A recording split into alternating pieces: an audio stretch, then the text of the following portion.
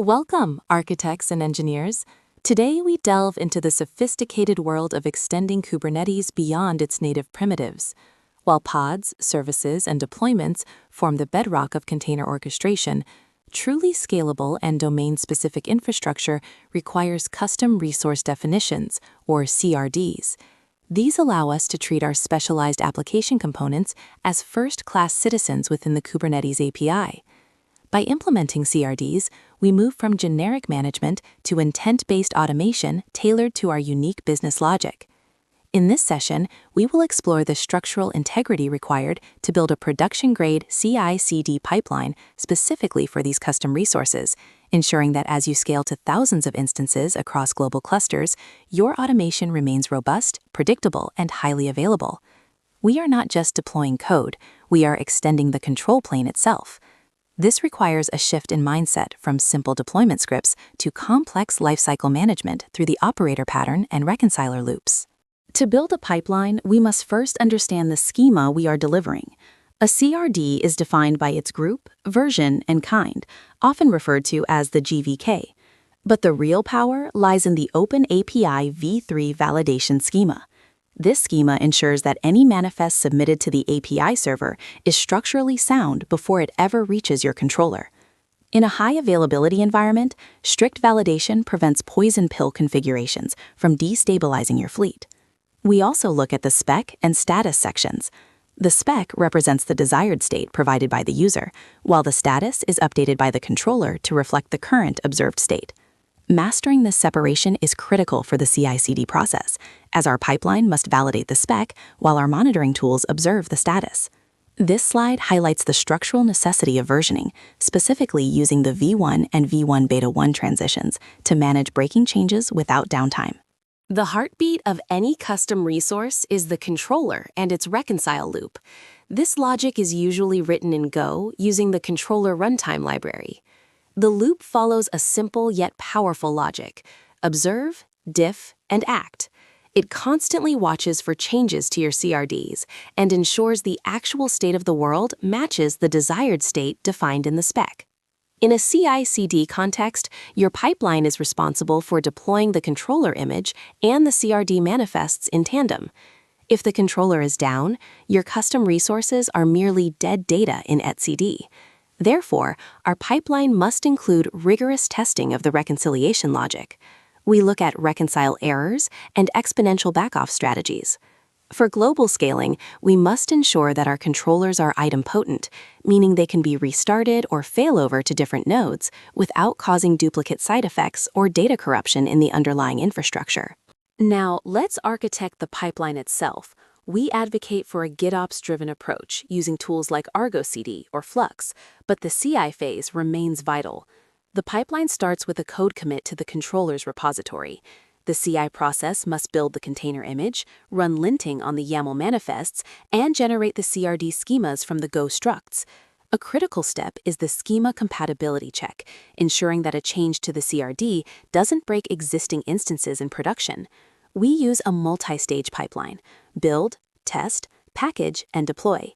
The package stage often involves creating a Helm chart or a customized overlay that bundles the CRD, the controller deployment, and the necessary RBAC roles. By treating our CRDs as versioned artifacts, we can roll back the entire system state if the new reconciliation logic proves unstable in the staging environment.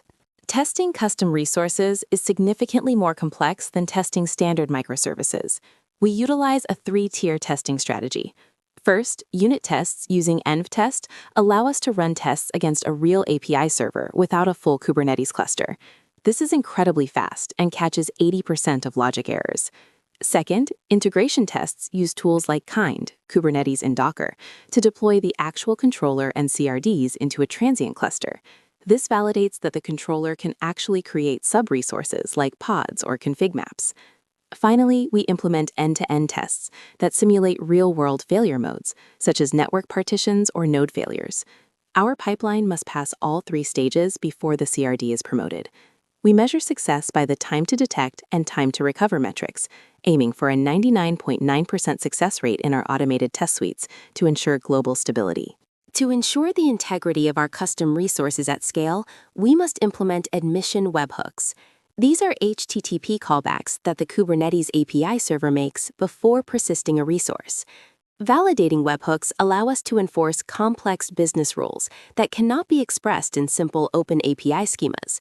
For instance, ensuring that a database CR doesn't request more storage than is available in a specific region. Mutating webhooks can automatically inject defaults or sidecars into our resources.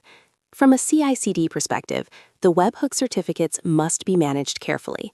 Our pipeline often utilizes Cert Manager to automate the rotation of these certificates.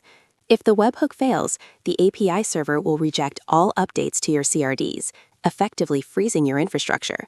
Thus, the availability of the webhook server is just as critical as the controller itself. As your system evolves, your custom resources will inevitably need schema changes. Kubernetes handles this through conversion webhooks.